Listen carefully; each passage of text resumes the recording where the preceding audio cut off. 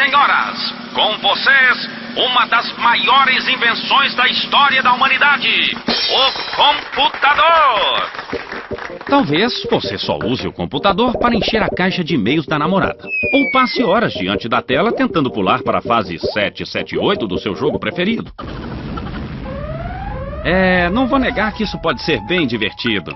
Mas o computador não é um console de jogo, nem um correio sofisticado de última geração. Muito menos uma caixa de som interativa. O computador é uma máquina criada para executar tarefas variadas com precisão e agilidade.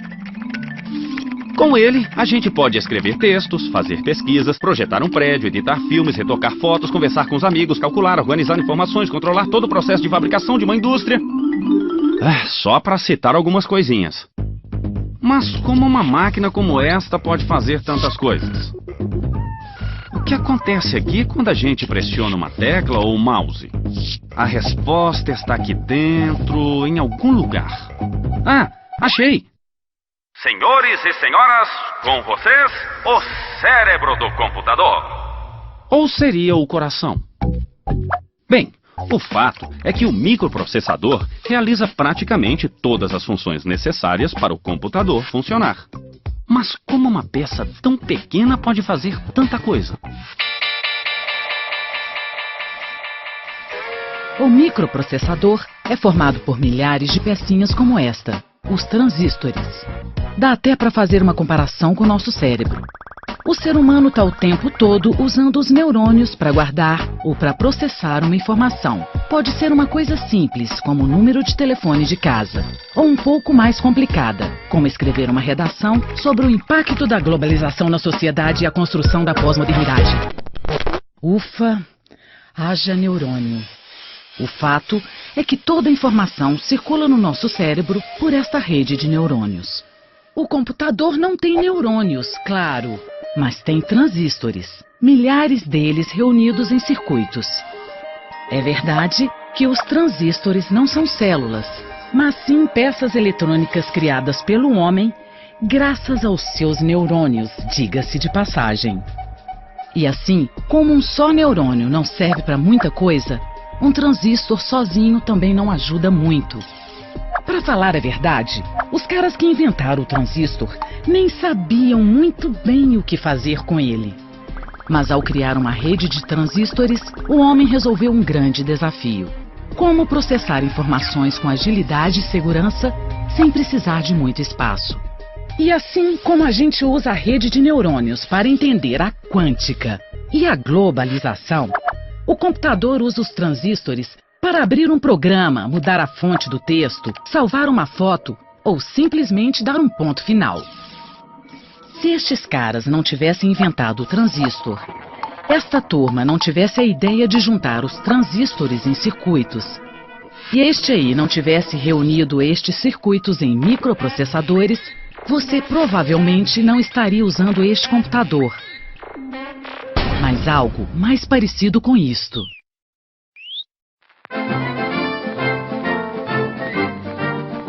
Este computador foi criado antes da invenção do transistor. O Colossus, como ficou conhecido, era enorme e funcionava à base de 1.500 válvulas.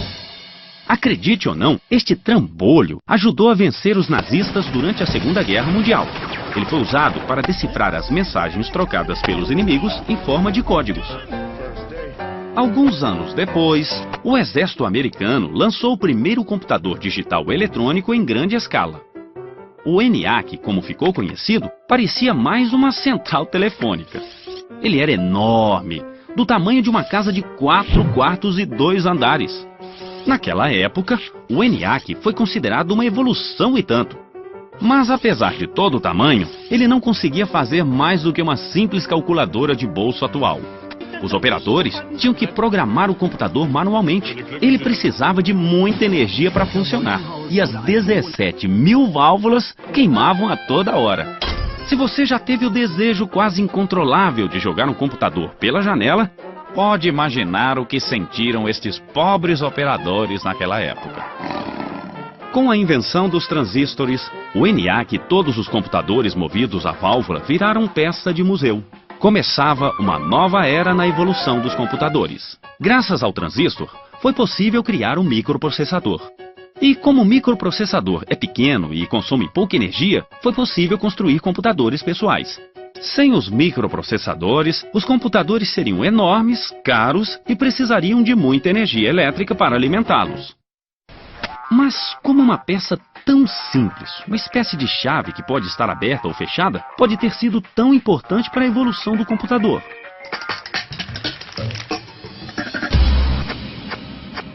É aí que entra a matemática, a linguagem que os discípulos de Pitágoras chamavam de linguagem de Deus. Porque o bom e poderoso computador, na verdade, só sabe fazer uma coisa: calcular. Para calcular, nós usamos o sistema decimal formado por 10 dígitos. Isso é bem prático, já que nós temos 10 dedos. O computador não tem dedos, mas sim transistores. E o transistor só tem duas opções. Ele pode estar ligado ou desligado, com ou sem corrente elétrica. Seguindo este raciocínio, alguns programadores chegaram à conclusão de que seria bem mais fácil se o computador trabalhasse apenas com 2 dígitos.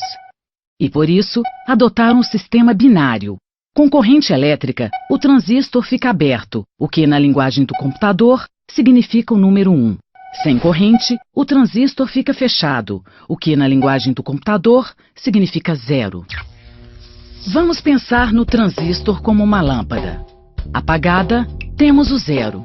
Acesa, o 1. Ou seja, temos apenas 2 possibilidades. Com 2 lâmpadas, temos 4 situações possíveis: acesa e acesa, acesa e apagada, apagada e acesa, apagada e apagada. Mais uma lâmpada e teremos 8 possibilidades. Como você pode notar, as sequências possíveis dobram cada vez que acrescentamos uma lâmpada. Com 5 lâmpadas, temos 32 estados possíveis. Desta forma, é possível representar do número 0 ao 31. Mas como? Vejamos esta sequência de 5 lâmpadas. Se todas estiverem apagadas, vale 0. Apenas a primeira acesa vale 1. A segunda, 2. A terceira, 4, ou seja, o dobro da anterior. A quinta vale 8 e a sexta vale 16. Se quisermos representar o número 4, basta desligar as outras. Mas e para formar o 12, por exemplo? Basta ligar o que vale 8 e o que vale 4. 8 mais 4 igual a 12.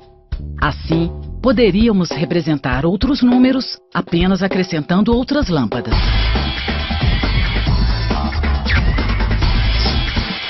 O sistema binário não é nenhuma novidade. Há mais de 2000 anos, matemáticos indianos já imaginaram um sistema numérico representado apenas por zeros e uns. Outros teóricos ajudaram a sistematizar esse sistema ao longo dos séculos.